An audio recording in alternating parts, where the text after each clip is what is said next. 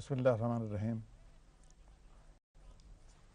حاضرین ناظرین کرام، السلام علیکم ورحمۃ اللہ۔ رب رحیم و کریم کے نام سے تدریس القرآن کے سلسلے کے 30ویں سبق کا آغاز کرتے ہیں۔ یہاں سے دراصل ایک نیا مرحلہ شروع ہوگا۔ جیسے کہ آپ جانتے ہیں، اس پروگرام کے اغراض و مقاصد میں یہ بات شامل نہیں ہے کہ ہم آپ کو تفصیل کے ساتھ قرآن پاک کی تفسیر پڑھائیں یا قرآن پاک کے تفصیلی احکام کھول کھول کر بتائیں، بلکہ اس کا مقصود صرف یہ ہے کہ عربی زبان کی جو ابتدائی باتیں ہیں، عربی زبان کی ساخت کی، بناوٹ کی، اس کے قواعد کی جو ابتدائی باتیں ہیں، وہ پہلے آپ کو بتا دی جائیں اس طرح کہ اس کے بعد آپ قرآن پاک کا ترجمہ جب آپ قرآن پاک عربی میں اصل متن میں پڑھیں تو اس کے ساتھ ساتھ ہی از خود براہ راست قرآن کریم کی آیات کا سادہ مفہوم بھی سمجھ لیں۔ اس کے لیے پہلے مرحلے میں ہم نے آپ کو قرآن پاک کے اندر استعمال ہونے والے الفاظ کی مدد سے یہ بتایا ہے کہ عربی زبان میں فعل یعنی فعل ماضی، فعل مضارع، فعل ماضی جو گزرے ہوئے زمانے پر دلالت کرتا ہے، فعل مضارع جس میں دونوں زمانے پائے جاتے ہیں، فعل حال بھی اور فعل مستقبل بھی، فعل امر، فعل نہیں، اور اس کے ساتھ پھر جو اسماء بنتے ہیں، اس میں فاعل ہے، اس میں مفعول ہے، صفت ہے، یہ اور پھر سادہ سا یہ کہ جملہ اسمیہ جو اسم سے شروع ہوتا ہے، جملہ فعلیہ جو فعل سے شروع ہوتا ہے، ان کے بارے میں بتایا۔ لیکن یہ سب کچھ بتاتے ہوئے ہم نے محدود رکھا اپنے آپ کو صرف ان الفاظ تک جو سادہ 3 حرفی مادے سے بنتے ہیں۔ ان میں اس سادہ 3 حرفی مادے کے 3 حروف کے علاوہ اور کوئی زائد حرف روٹ کے اندر نہیں ہوتا۔ صیغوں میں تو ہوتا ہے، وہ تو ہے، چلے گا، لیکن اصل میں روٹ میں سوائے روٹ جو ہوتا ہے وہ صرف 3 حروف کا ہی ہوتا ہے، اور ان الفاظ میں صرف وہی سادہ 3 حروف ہی ہوتے ہیں، اس کے علاوہ کوئی زائد حرف نہیں ہوتا۔ اب ہم آج سے جو سبق شروع کر رہے ہیں اس میں روٹ کے، جڑ کے، مادے کے جو 3 حرف ہیں ان کے علاوہ مخصوص، مقرر، معین زائد حرف بھی آئیں گے، اور ان زائد حروف کے آنے سے گویا الگ الگ قسمیں بن جائیں گی، الگ الگ مصدر بن جائیں گے، ہم انہیں باب بھی کہہ دیتے ہیں۔ مثال کے طور پر یہ ہم پڑھ چکے ہیں کروما، اس کے معنی ہوتا ہے کریم ہونا، معزز ہونا، شریف ہونا، سخی ہونا، بزرگ ہونا، کروما، اور اس میں یہ فعل ماضی ہے۔ اس میں کاف، رے اور میم یہی مادے کے 3 حرف ہیں، اس کے علاوہ کوئی زائد حرف نہیں۔ مگر اب ہم جو پڑھیں گے نئی قسم کے افعال، ان میں 1 یا 2 یا 3 زائد حروف ہوں گے، اور وہ ایسے ہی نہیں کہ کوئی پکڑ سے حرف بڑھا دیا اس سے پہلے، وہ مقرر حروف ہیں، اور ان مقرر حروف کے ساتھ آنے سے ایک خاص مفہوم پیدا ہوتا ہے۔ وہ یوں ہی نہیں لائے جاتے، ان کا ایک مقصد بھی ہوتا ہے، معنی کے اندر بھی ان کے آنے سے تبدیلی پیدا ہوتی ہے، نئے معنی پیدا ہوتے ہیں، یا معنی کے نئے شیڈز پیدا ہوتے ہیں۔ مثلا اسی میں دیکھیے، یہ کاف رے میم ہمارا روٹ تھا۔ اب کاف یہاں لکھے دیتا ہوں میں، رے اور میم۔ اب اگر ہم اس کے شروع میں ایک الف بڑھا دیں تو اور اس کو زبر دے دیں، یہ زائد حرف کون سا ہوا؟ یہ الف، اور اس کے بعد اس پہ جزم، اس پہ زبر، اس پہ بھی زبر، تو اب یہ بن گیا اکرمہ، یہ زائد حروف، یہ زائد حرف جو ہے اکرمہ۔ اس سے اب معنی بدل جائیں۔ کرما کے معنی تھا شریف یا معزز ہونا، اکرمہ کے معنی عزت دینا، احترام کرنا. اس کا مصدر اکرام ہوتا ہے، ہم عام استعمال کرتے ہیں، مہمان کا اکرام کرنا چاہیے، احترام کرنا چاہیے، اکرام کے معنی. تو اس سے صرف یہ بتانا مقصود تھا آپ کو کہ جب زائد حرف کوئی لگا دیں تو اس سے نیا مفہوم بھی پیدا ہوتا ہے. اور اب یہ وزن بالکل یہی رہے گا.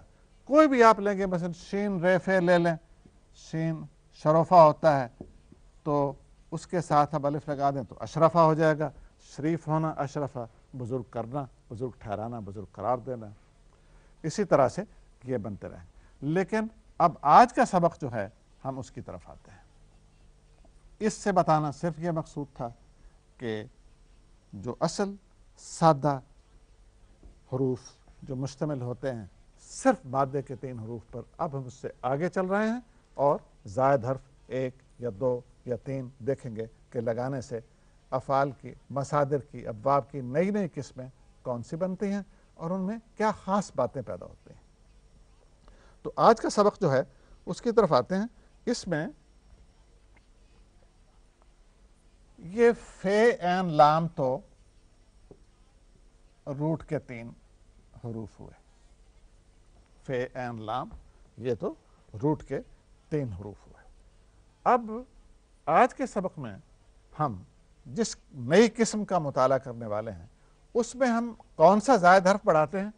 دیکھیے یہ عین کو ہم درمیان والا جو حرف ہے اس کو ڈبل کر دیتے ہیں، ایک عین بڑھا دیتے ہیں.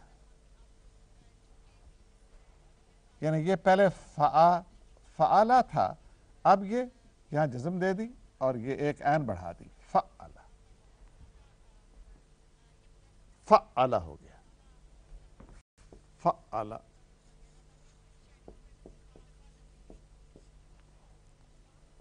اب اس کی چند ایک مثالیں دیکھیے. ہم انہی مثالوں سے ہی پھر ہم یہ بھی سمجھنے کی کوشش کریں گے کہ اس سے مفہوم میں کیا تبدیلی عام طور پر پیدا ہوتی ہے.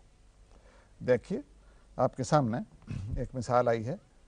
علمہ آپ پڑھ چکے ہیں پہلے، 3 حرف ہیں نا جی اس میں، اور اس کے معنی کیا ہوتے ہیں؟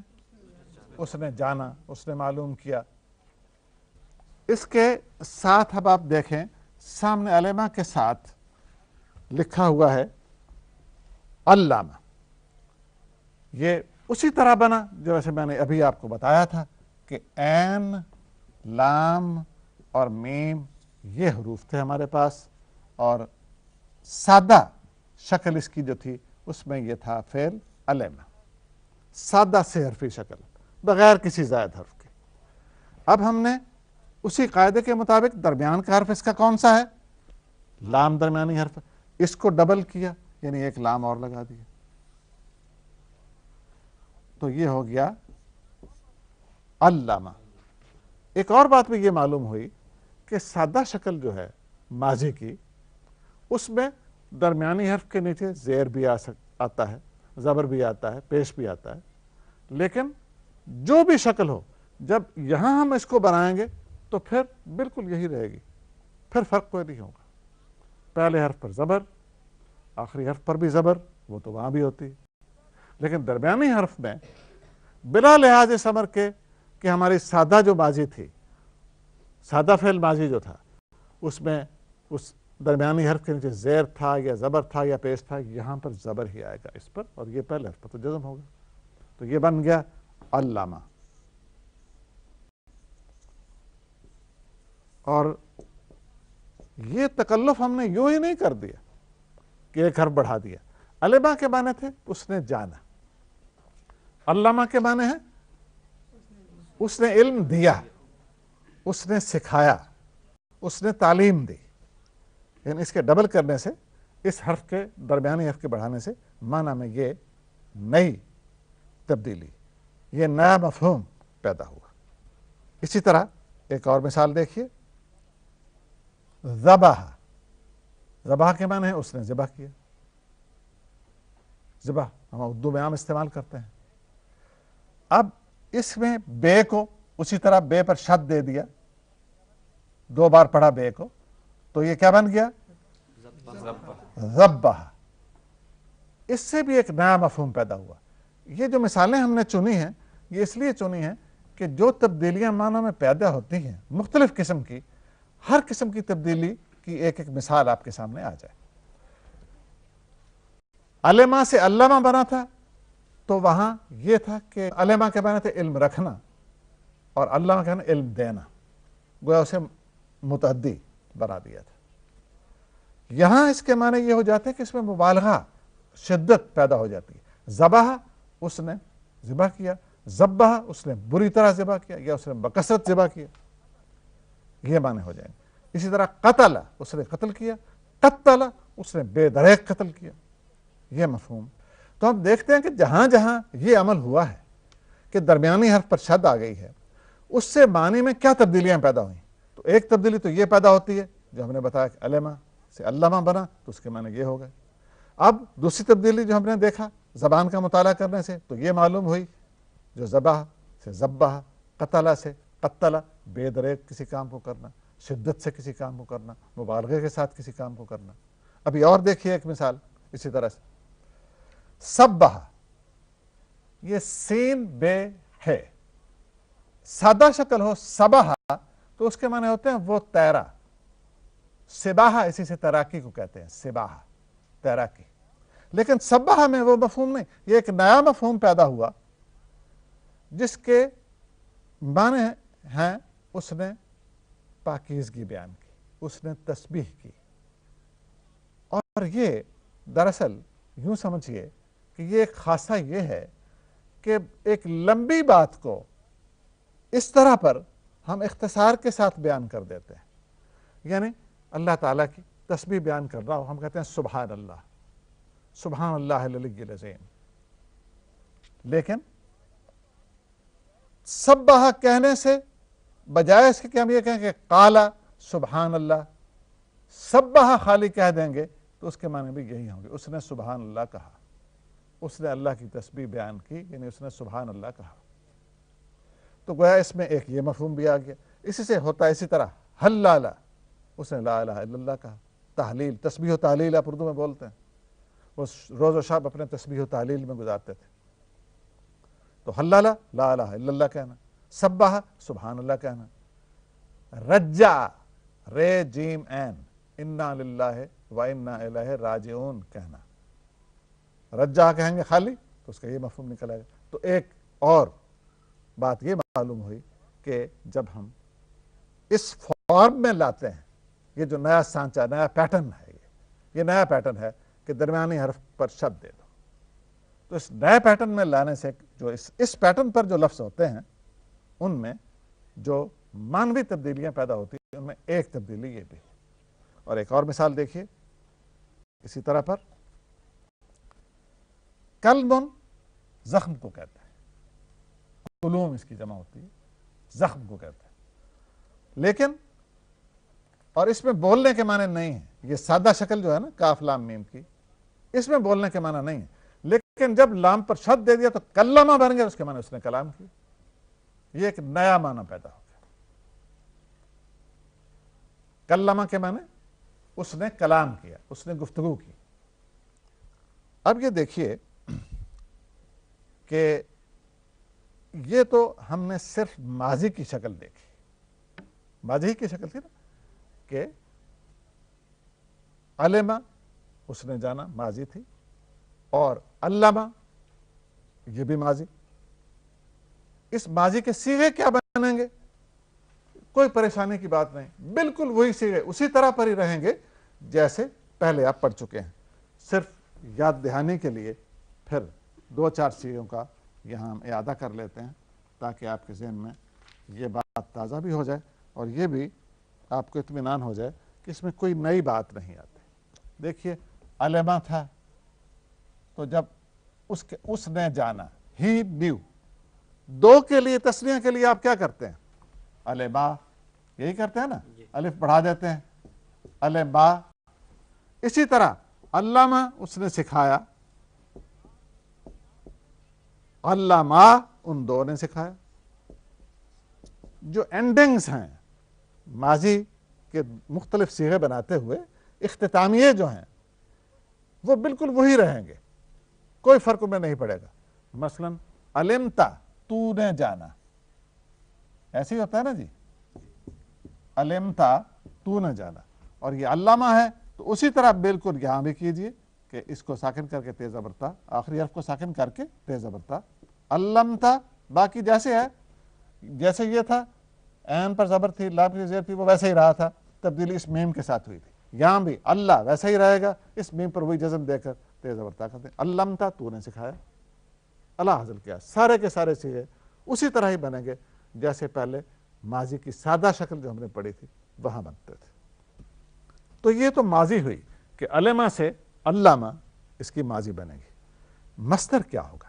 علما سے یہ جو سادہ شکل ہم نے پہلے پڑھی ہے نا، وہاں بلکہ مشکل تھی مصدر کی، اس لیے کہ مصدروں کے لیے کوئی مقرر نہیں تھا وزن، یہ آپ کو بتایا تھا میں نے۔ مثلا علما سے علم ہے، لیکن کتبہ جس کے معنی ہوتے ہیں اس نے لکھا، اس سے کتابت ہے۔ اب علم میں اور کتابت پیٹرن مختلف ہے، لیکن یہاں پر مصدر کے لیے ایک مخصوص وزن ہے۔ اب یہ جو ہم زائد حروف والے افعال پڑھیں گے نا، ان میں ہر پیٹرن کا، ہر نمونے کا ایک وزن، ایک سانچہ عین مقرر ہے، وہ بدلتا نہیں ہے۔ اور وہ دیکھیے کیا ہوگا، یعنی یہ علامہ جب بنے گا تو اس سے مصدر کیا بنے گا، اور یہ مصدر پڑھنا جاننا بہت ضروری ہے، اس لیے کہ جیسے میں آپ کو بتا چکا ہوں بار بار، اردو زبان میں ہمارے ہاں عربی کے افعال استعمال نہیں ہوتے، علامہ استعمال نہیں ہوتا کہیں بھی ہمارے ہاں، جو اس کا مصدر بنے گا نا وہ استعمال ہوتا ہے۔ تو اس کا مصدر جب آپ ابھی دیکھیں گے مصدر کی شکل تو فوراً آپ دیکھیں گے کہ یہ تو بارہا، سینکڑوں بار، ہزاروں بار سنا ہوا ہے۔ مصدر کیسے بنتا ہے؟ یہ ہے جی علامہ، اس نے سکھایا، ٹھیک ہے جی۔ اس سے مصدر کیسے بنے گا؟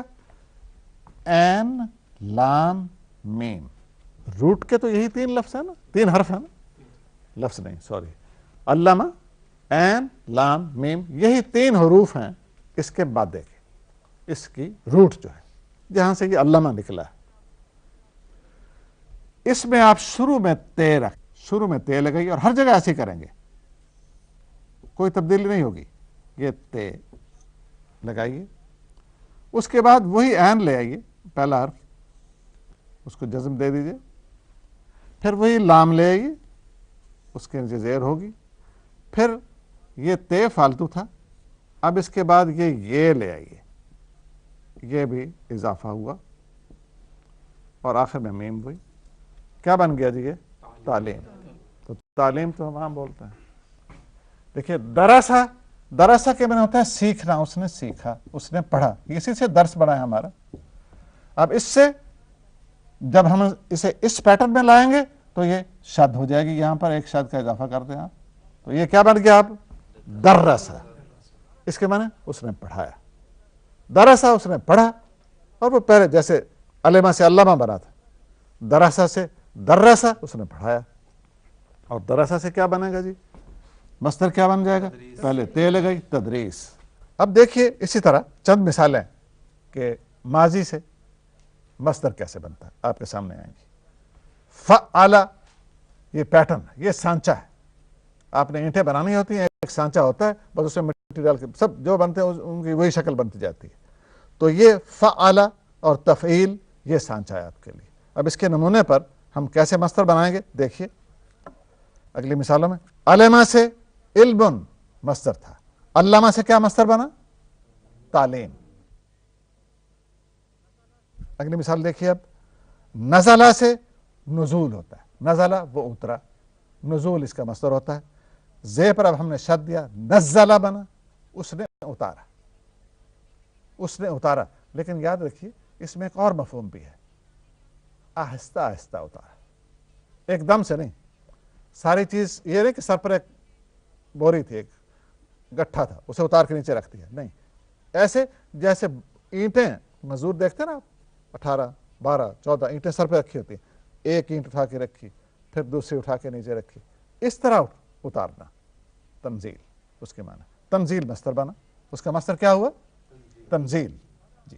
اسی طرح آگے دیکھیے، بلغا وہ پہنچا، بلغا وہ پہنچا، یہ بلوغ بے کی پیش کے ساتھ بلوغ پہنچنا. اب لام کو شد دے دیا, بلغا ہو گیا, اور اس کے معنی ہوں گے پہنچایا.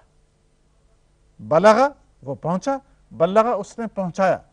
ہی کنویڈ, ہی کمیونیکیٹڈ, اور اس سے مصدر کیا بنا؟ تبلیغ. اور تبلیغ کے معنی پہنچانا. وہی ہوتا ہے نا جی, ایک بات جو آپ تک پہنچتی ہے اسے آپ آگے پہنچاتے ہیں, یہی تبلیغ. آگے دیکھیے, کروما, یہ بھی مثال میں نے شروع میں دی تھی, باعزت ہونا, کرم والا ہونا. اور اس کو مشدد کیا, شد دے دیا, تو کرما ہو گیا, اس نے عزت دی, اس نے احترام کیا, اکرام کیا. عزت کرنا یعنی, اور اس سے کیا ہوا پھر؟ مصدر کیا ہوا؟ تکریم.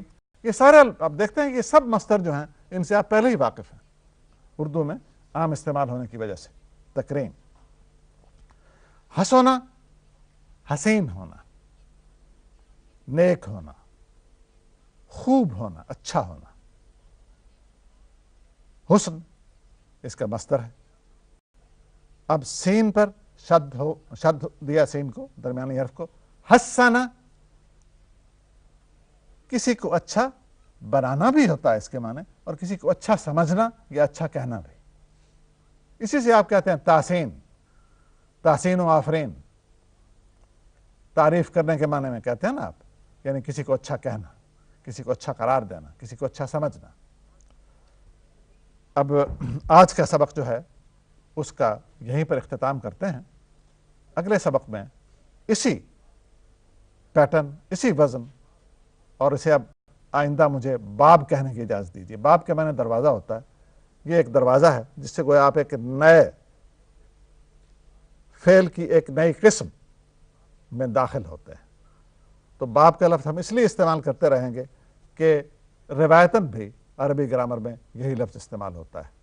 تو کم از کم آپ کے سامنے اگر یہ لفظ کوئی دوسرا استعمال کرے تو آپ کی سمجھ میں آ جائے گا.